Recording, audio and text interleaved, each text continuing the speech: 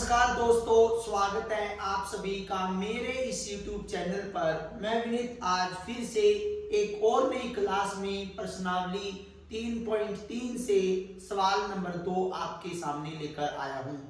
आज की इस वीडियो के अंदर मैं आपको जो ये समीकरण या समस्याओं वाले रैखिक समीकरण दे रखे है, इनको पहले हम रैखिक समीकरणों में बदलेंगे और फिर इनको हम सोल्व करके दिखाएंगे। हाँ, और एक बात यहाँ पे ध्यान रखनी है, जैसे कि हमने प्रश्न नंबर फर्स्ट किया था उसमें कहा था कि इसको विलोपन विधि एवं प्रतिस्थापन विधि से हल कीजिए, लेकिन यहाँ पे हम केवल इसको विलोपन विधि से हल करेंगे। देखिए, वैसे तो हमने इस तरह के सवालों को प्रतिस्थापन विधि से भी हल कराया है, और यहाँ पे जैसे कह रहे हैं निम्न समस्याओं में रैखिक समीकरणों के युग्म बनेंगे। सबसे पहले जो ये समस्या वाले प्रॉब्लम सॉल्विंग बोलते हैं इनको, ये कह रहा है कि निम्न समस्याओं में रैखिक समीकरण के युग्म बनाइए और उनके हल यदि उनका अस्तित्व हो विलोपन विधि से ज्ञात कीजिए। देखिए, जितने भी यहाँ पे सवाल आपको दे रखे हैं उनमें उनका अस्तित्व तो है। अब यहाँ पे हम बात करते हैं कि यदि हम अंश में, यहाँ पे जिन्हें रह गई थी तो हमने अपने आप लिखा, यदि हम अंश में एक जोड़ दे तथा हर में से एक घटा दे तो भिन्न एक में बदल जाती है, और यदि हर में एक जोड़ दे तो यह 1/2 हो जाती है, वह भिन्न क्या है। देखिए, मैंने आपको 3.2 में भी भिन्न वाला प्रश्न कराया था और वहां पे हमने भिन्न मान के चली थी। माना भिन्न के अंदर एक अंश होता है, एक हर। माना अंश बराबर x, अंश बराबर x, माना हर बराबर y।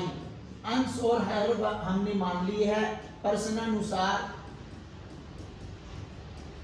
वो क्या कह रहा है, अंश और हर में, अंश में एक जोड़ दिया जाए, हर में एक घटा दिया जाए तो यह भिन्न एक में बदल जाती है। 1/1 लिखेंगे।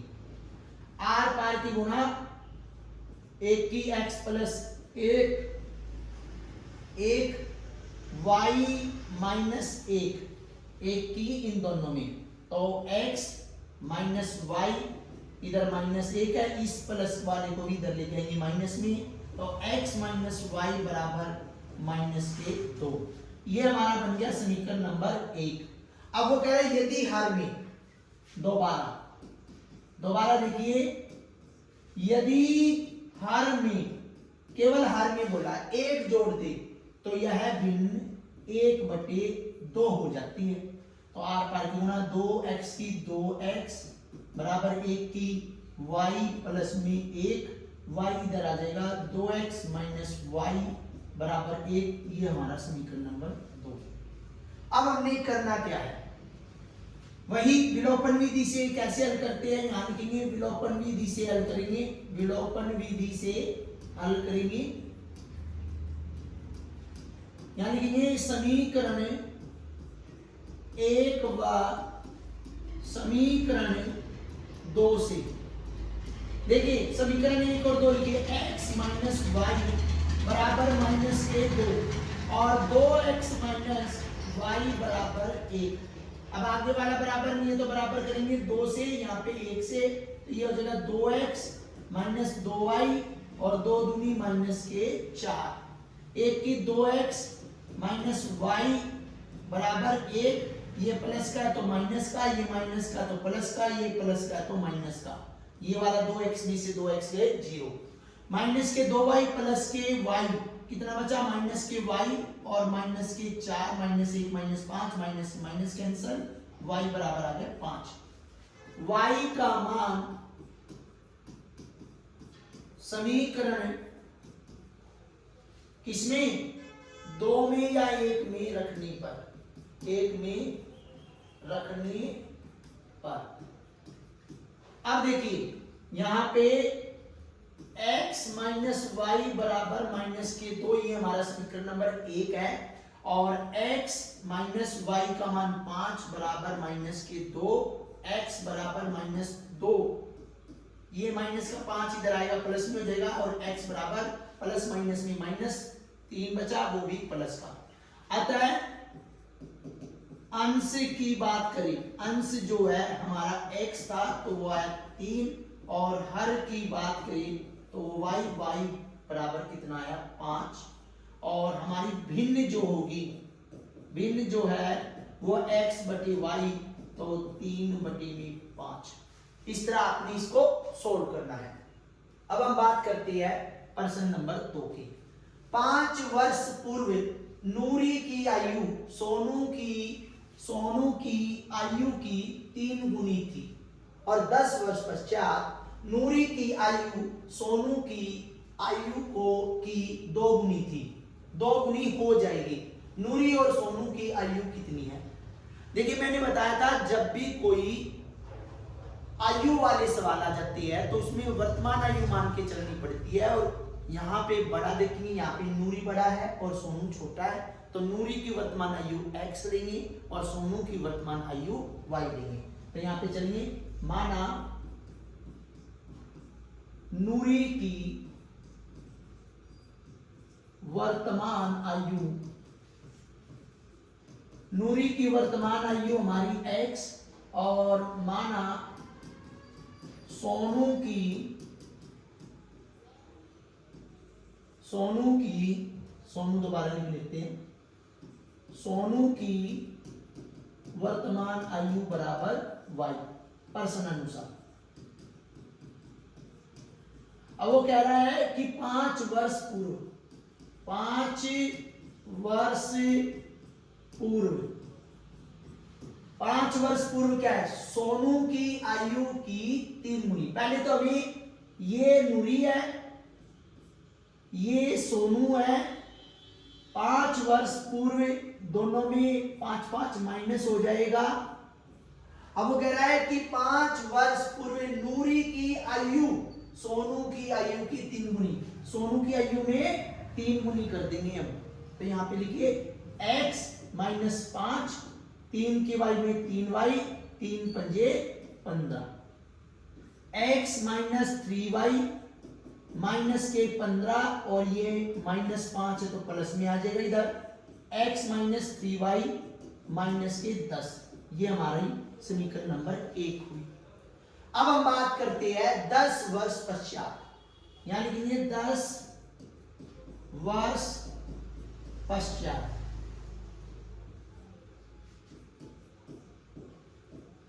देखिए 10 वर्ष पश्चात ये नूरी है, 10 वर्ष पश्चात और ये सोनू है। अब वो क्या कह रहा है, नूरी और सोनू कि नूरी की आयु सोनू की आयु की 2 गुनी। देखिए अब हम यहाँ पे इनकी गुणा करेंगे, x प्लस में 10, 2y प्लस में 20 और x प्लस में 10, सॉरी इधर हम क्या करेंगे, ये इधर लेके आएंगे माइनस के 2y बराबर 20 माइनस के 10।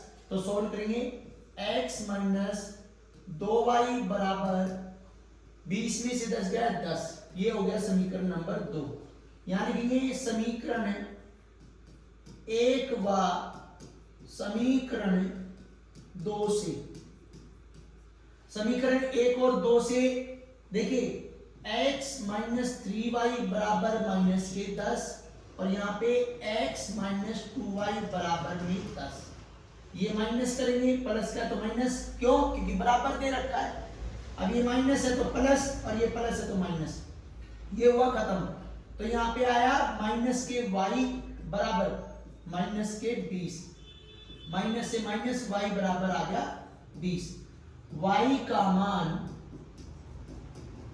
समीकरण 1 में रखने पर, समीकरण 1 में रखने पर देखिए समीकरण नंबर 1 देखिए कौन सा है, x माइनस 3y बराबर माइनस के 10, x माइनस 3 और 20y की मान है माइनस 10, x माइनस के 60 बराबर माइनस 10 और x बराबर माइनस 10 प्लस में 60, माइनस का प्लस का हो गया, x बराबर यहाँ पे आ गया 50। तो हम क्या लिखेंगे, अतः नूरी की वर्तमान आयु वर्तमान आयु कितनी है x, x की वैल्यू कितनी है हमारे पास 50, और सोनू की वर्तमान आयु y थी, तो y हमारा कितना आया 20। तो इस तरह हम कह सकते हैं। अब हम बात करते हैं प्रश्न नंबर 3 की। देखिए बहुत ही इंपॉर्टेंट सवाल है, वैसे तो सारे ही सवाल इंपॉर्टेंट है, लेकिन ये सबसे ज्यादा इंपॉर्टेंट है कि 2 अंकों की संख्या के अंकों का योग 9 है। 2 अंकों की संख्या है तो एक इकाई का अंक मानेंगे, एक दहाई का अंक मानेंगे। आगे इस संख्या का 9 गुना संख्या के अंकों को पलटने से बनी संख्या का 2 गुना है। संख्या ज्ञात कीजिए, क्या होगी? तो यहां लिखेंगे माना इकाई का अंक कितना है x, और माना दाई का अंक आपका y। इकाई का अंक हमने x लिया, दाई का अंक हमने y लिया। अब ये कह रहा है कि संख्या का 9 गुना। अब संख्या वास्तविक संख्या लेनी पड़ेगी हमें, यहां पे लिखेंगे वास्तविक संख्या। वास्तविक संख्या कितनी बनेगी? तो देखिए 10y प्लस में x। देखिए ये कहना चाह रहा है इकाई का अंक ये है और दाई का अंक ये है, तो इकाई और दाई का अंक मिलके 2 अक्षरों का शब्द बनता है। तो हमने एक इकाई का अंक लिया, ये दाई का अंक लिया है, और पलटने पर संख्या, जब हम इसको पलटेंगे तो लिखेंगे 10x प्लस में y। अब हम चलेंगे प्रश्नानुसार। उसने कहा 2 अंकों की संख्याओं का योग 9 है। पहला समीकरण हो गया। दोबारा वो कह रहा है संख्या का 9 गुना। यहां पे हम लिखेंगे संख्या हमें अभी पता नहीं थी, वैसे लिख रखी है 9 गुना, और संख्या के अंकों को पलटने पर पलटी हुई संख्या का दुगना। तो यहां पे लिखेंगे दुगना। अब लिखते हैं 9 संख्या कौन है वास्तविक? 10y प्लस में x, और 2 पलटी हुई संख्या क्या है? 10x प्लस में y। अब ये हो गया 90y प्लस में 9x, ये हो जाएगा 20x 2y। ये हमारा क्या हो गया?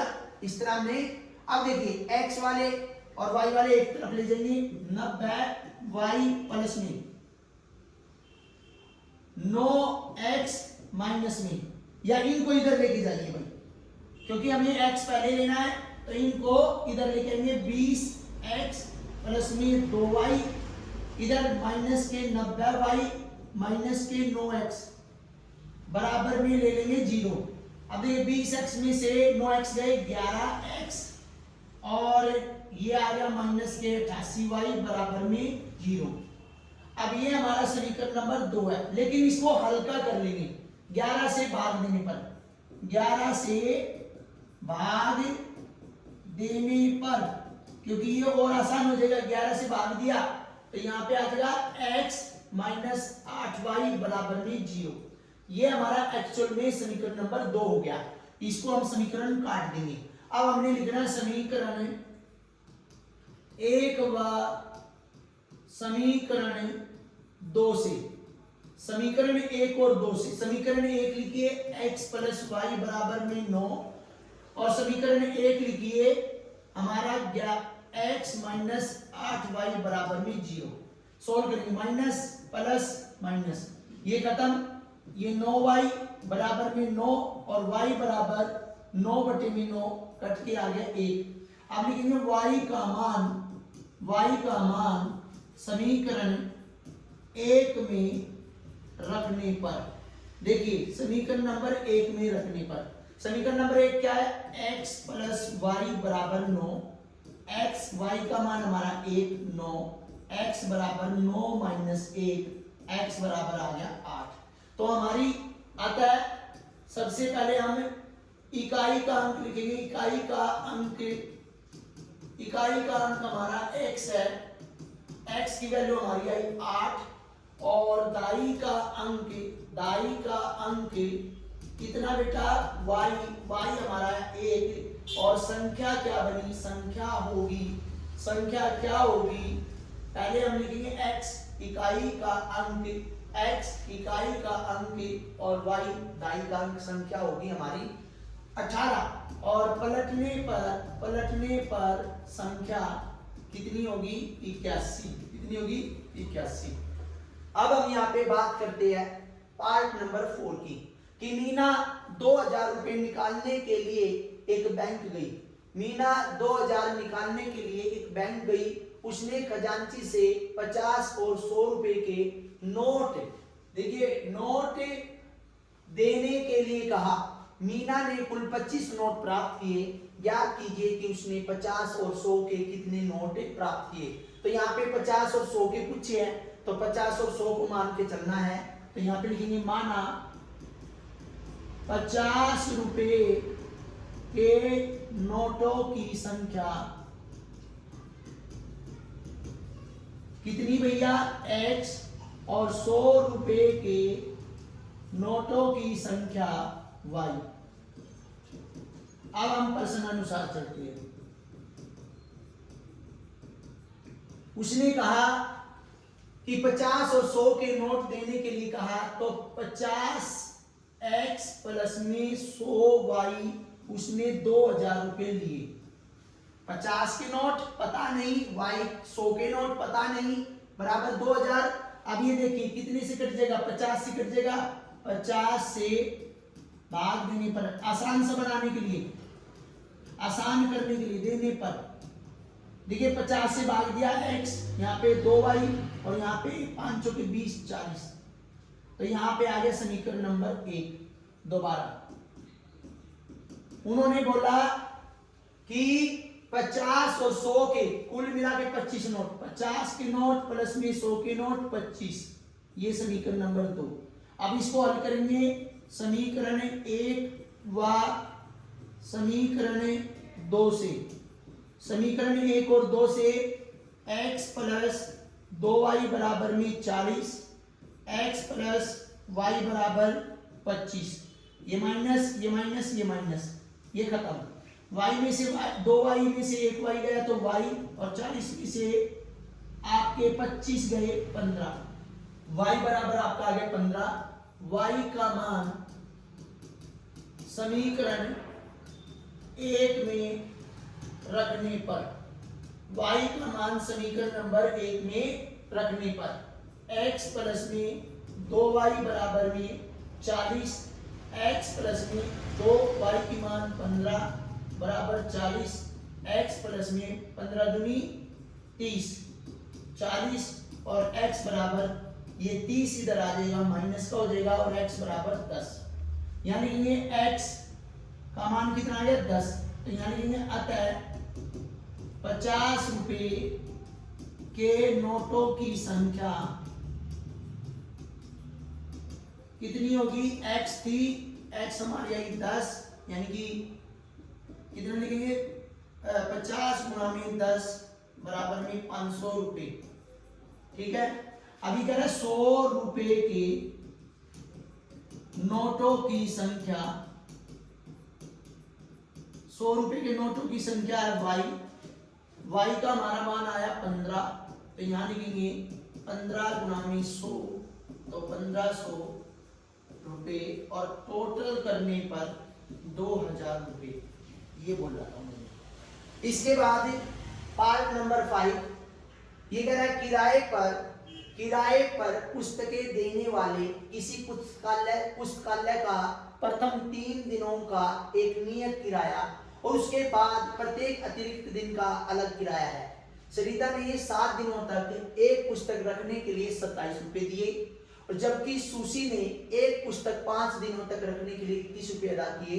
तो नियत किराया और अतिरिक्त किराया ज्ञात कीजिए। तो यहाँ पे मैंने बताया है, जो कुछ वही मान के चलेंगे। माना नियत किराया कितना भैया x और माना अतिरिक्त किराया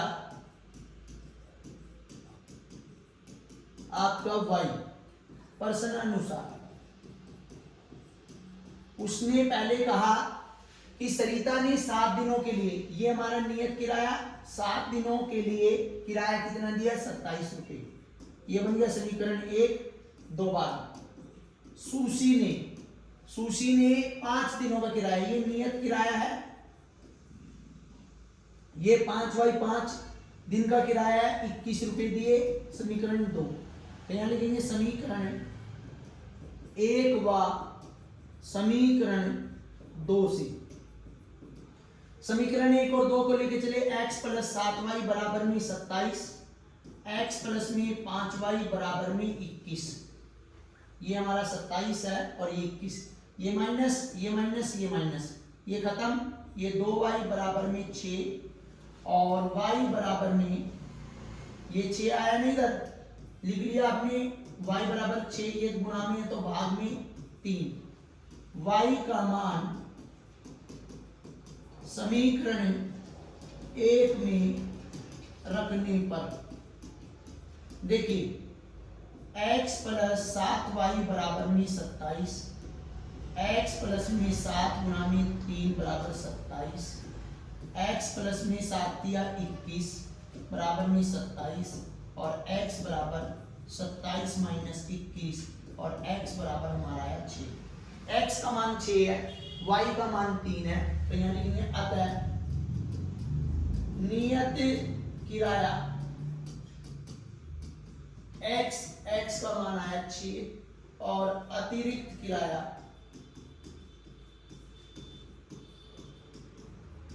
हमारा y है, तो y हमारा कितना है 3।